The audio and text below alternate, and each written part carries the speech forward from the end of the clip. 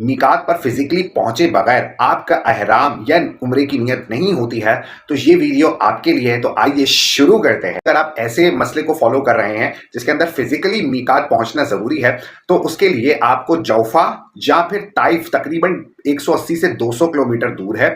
आपको पहले फिजिकली वहां जाना होगा और वहां जाकर एहराम बांधना होगा और अपनी नियत करनी होगी। और जैसा कि आपके पास ये मसला भी है कि आप दिन में मीकात को नहीं छोड़ सकते क्योंकि आप सायेदार जगह यानी कि गाड़ी वगैरह में नहीं बैठ सकते, तो आप कोशिश ये करें कि आप अपनी फ्लाइट ही ऐसे टाइम पर रखवाएं कि जिसके अंदर रात का वक्त हो, और जब आप रात के टाइम या मगरिब के करीब करीब जो है वो आप जौफा पहुंचे और वहां जाके नियत करके मक्का के लिए निकल जाएं। लेकिन ये सारी चीजें अपने एजेंट को पहले ही बता दीजिए। लेकिन ये काफी कॉस्टली भी पड़ जाता है, तो इसका हल मेरे पास एक ही है। अगर आप जद्दा जा रहे हैं तो आप पहले मक्का ना जाइए, नियत करके जाइए कि आप पहले मदीना जा रहे हैं।